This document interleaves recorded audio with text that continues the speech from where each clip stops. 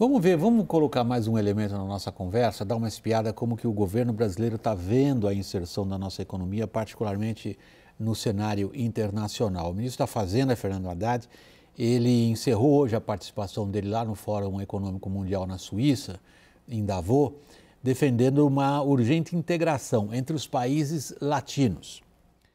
Agora, o governo pretende fazer mudanças no pedido de adesão do Brasil à OCDE, que é um clube importante de economias industrializadas e avançadas. Vamos conferir. No último dia em Davos, Fernando Haddad disse que o governo do PT não se opõe à entrada do Brasil na OCDE. Não existe nenhum impedimento que o Brasil pleiteie uma adesão em conformidade com os seus interesses. Não há uma rigidez que é tudo ou nada. Você tem espaço para discussão. O processo de entrada no chamado Clube dos Países Ricos ganhou novo impulso no governo Bolsonaro, mas nunca foi prioridade nas gestões petistas. Apesar do sinal verde, o ministro da Fazenda disse que o Brasil pode fazer mudanças no pedido de adesão.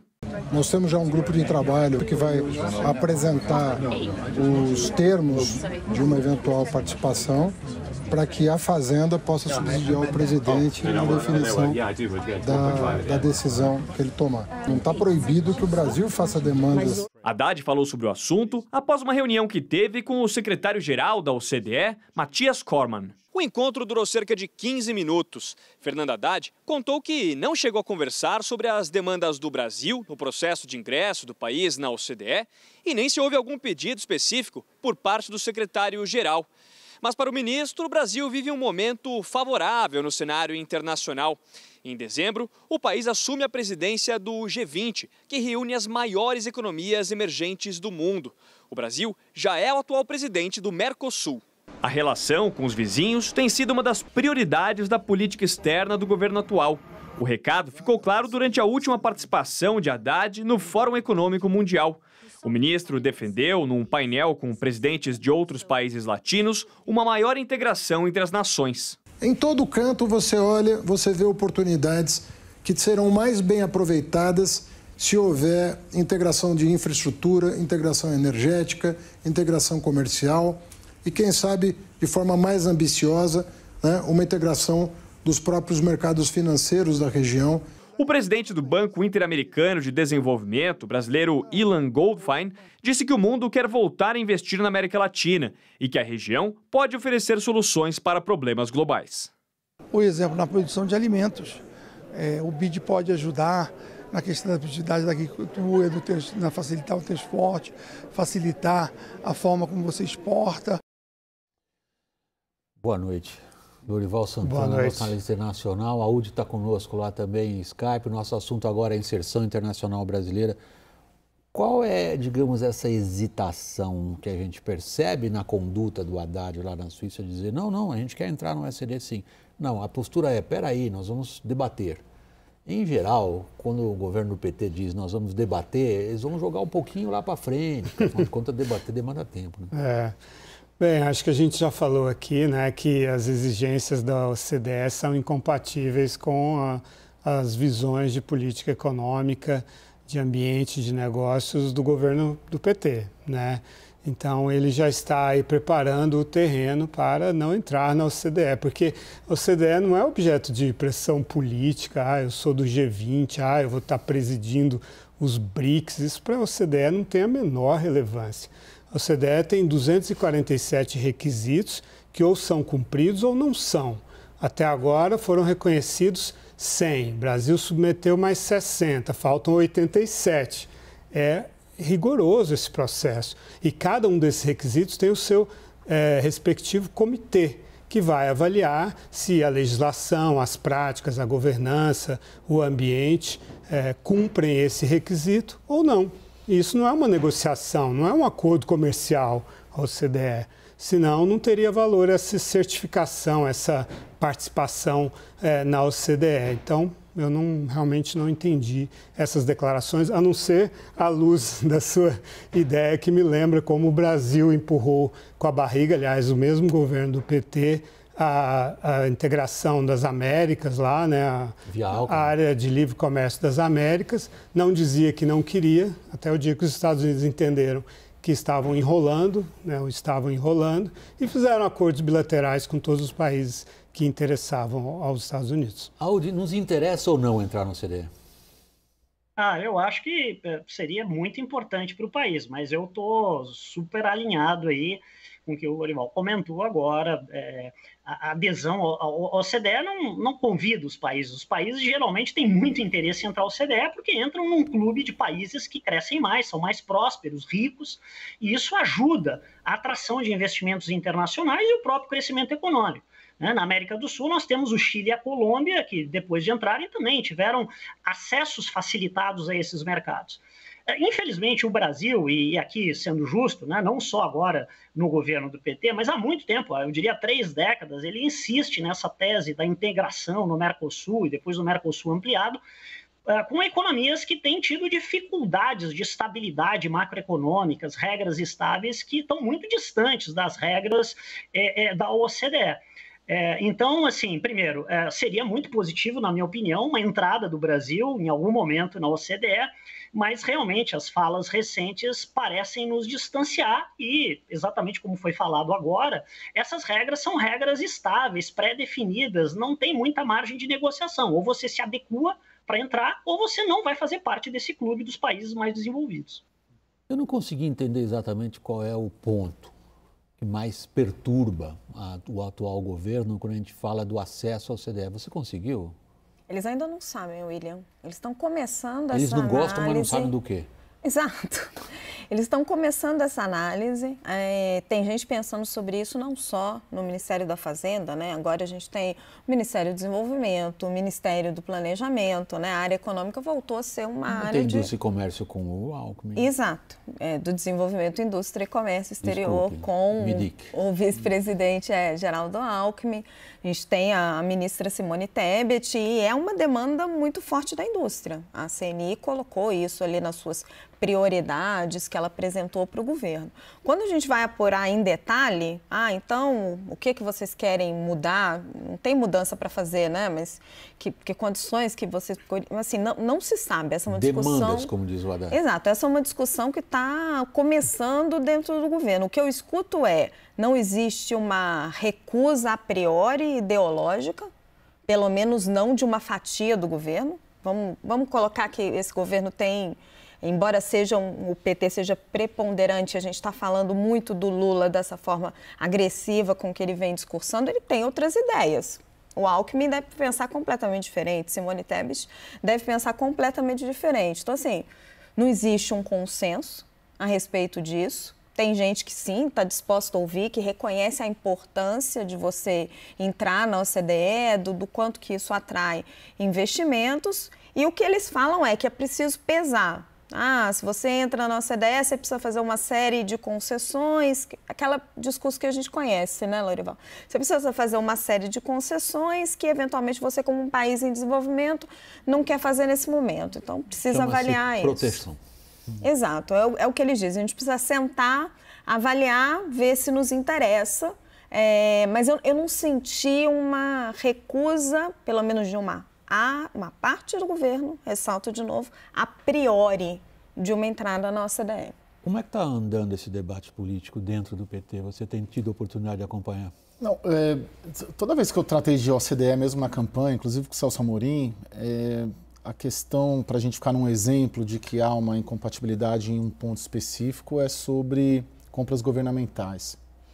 O PT historicamente tem essa política, né? Teve inclusive nos governos petistas, e tem uma exigência, né, da OCDE de abrir essa questão. Hoje, conversando com integrantes da equipe econômica, o que eles me disseram? Que essa questão da OCDE deve avançar mesmo depois da visita do Lula à Argentina, porque o Lula queria levar uma visão de bloco, de Mercosul, de América do Sul e por aí vai, para essas conversas com a OCDE. Então, qualquer questão ali avançaria após essa ida... Mas os pleitos são individuais do país, pois né? Mas foi isso que eu ouvi, Raquel, perdão. Não, sim, estou só... Não, eu estou transmitindo uma apuração também, uma conversa que eu tive. Agora, tem um dado que tem a ver com o nosso bloco anterior, com a nossa colocação anterior. Eu fiquei com a sensação hoje, ao longo do dia, que o mercado olhou mais o que o Haddad falou do que o Lula falou. O Haddad olhou mais as falas do Haddad. O mercado olhou mais as falas do Haddad. O OCDE pode ser uma possibilidade do que as falas do Lula.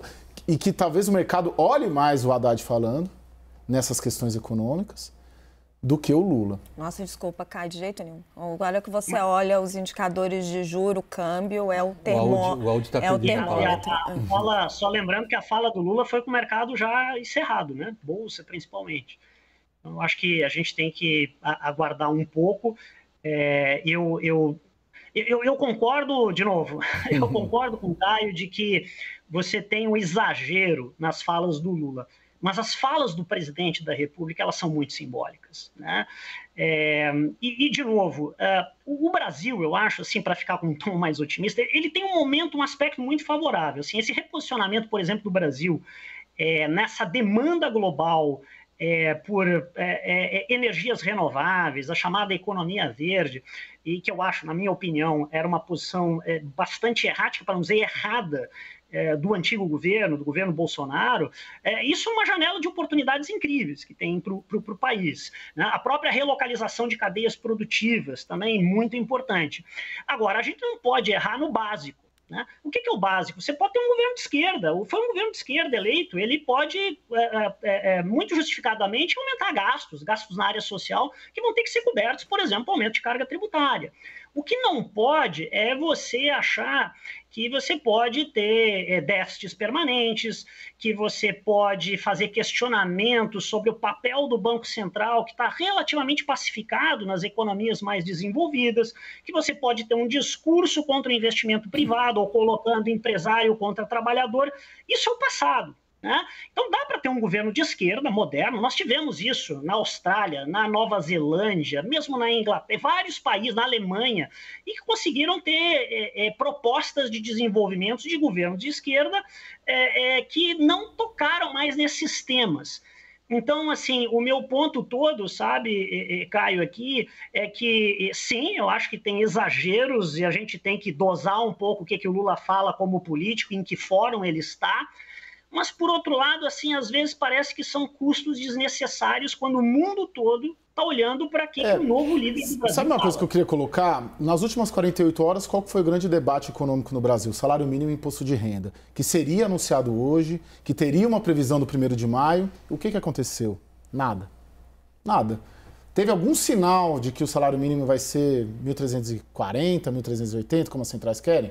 Zero. Tem algum sinal de quando vai passar a reforma do imposto de renda que vai liberar até 5 mil? Teve algum sinal, a não ser promessas ainda não consolidadas? Não teve nada. Então, de certa maneira, a gente... Caio, acho que é importante... Só um minuto. É importante a gente olhar a política e como ela se move, fazendo política, e isso para todos, gente. O governo passado também falava isso, assim, e olhar a prática. Né? Esse é meu ponto. Não tivemos nada hoje de... Olha aqui, centrais, dia 1º vai para 1.380.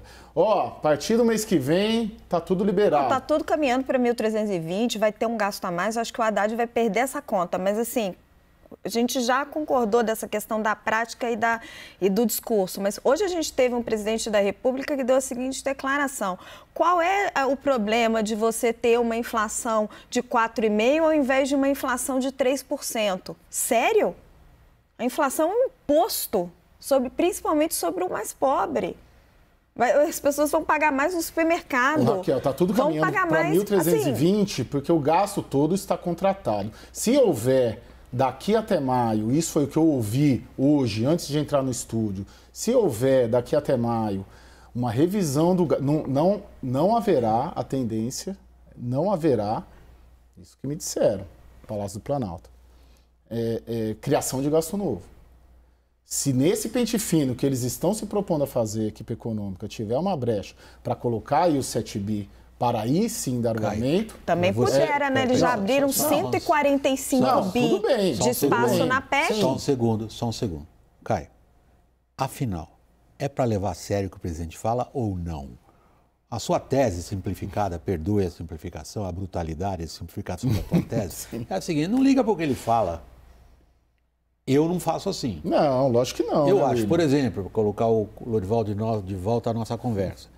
Quando um governo, via o seu ministro da Fazenda, num fórum internacional, com essa projeção que tem esse fórum internacional na Suíça, se refere a um clube de países avançados dessa, digamos, característica como a CDE, que é da harmonização de uma série de regulamentos, de uma série de posturas, de uma série de políticas. A harmonização é essa que, se queremos fazer parte desse clube, porque isso nos traz vantagens, já mencionadas pelo Aoud, exige que a gente faça um tipo de lição de casa, eu sou obrigado a levar o que o presidente da República diz a sério.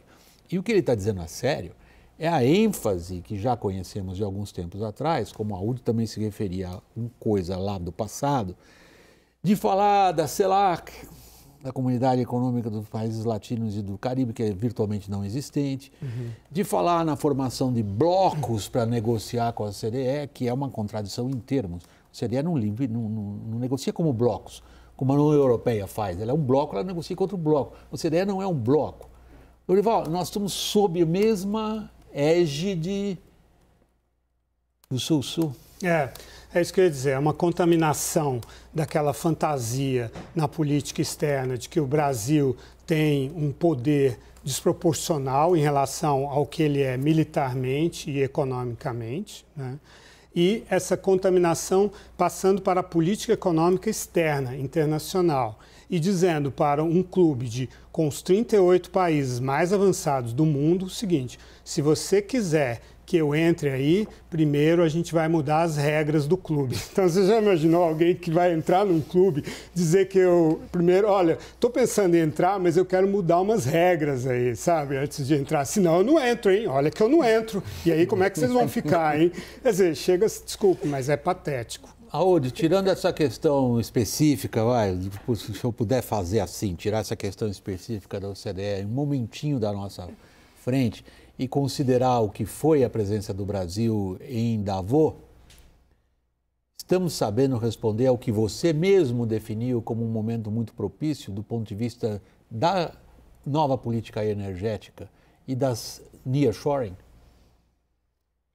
Eu acho que, principalmente no tema de desenvolvimento sustentável, energia limpa ou economia verde, eu acho que nós temos um bom momento. Quer dizer, a posição, neste caso, de fala do novo governo, na minha avaliação, é uma posição correta, que está alinhada com o que os países mais desenvolvidos estão esperando hoje. Agora, isso é preciso ser traduzido em ações concretas, né? A economia não pode estar divorciada da posição sobre sustentabilidade, sobre meio ambiente. Por isso que eu comentei, tanto no tema de energia sustentável, né, economia verde, quanto de realocalização, né, de cadeias produtivas, que está ocorrendo, né, várias dessas se deslocando da Ásia por riscos geopolíticos, guerra da Ucrânia, movimentações diferentes da China, tem uma oportunidade concreta, sim. Agora, essas oportunidades, para se traduzirem em aumento de investimento internacional no país, elas vão depender de bom ambiente institucional, ambiente macroeconômico, né? Estabilidade de regras, boas políticas macroeconômicas, política fiscal, boa política tributária. E é este dever de casa que o país precisa fazer, e a fala do presidente, do líder maior, também é importante para que ele aproveite essa oportunidade global nesse momento. Aoud, queria agradecer a sua participação aqui no WW, sempre super bem-vindo, Lorival Santana também. Nós vamos tratar exclusivamente de política logo agora no próximo bloco. Caio, Raquel, até já.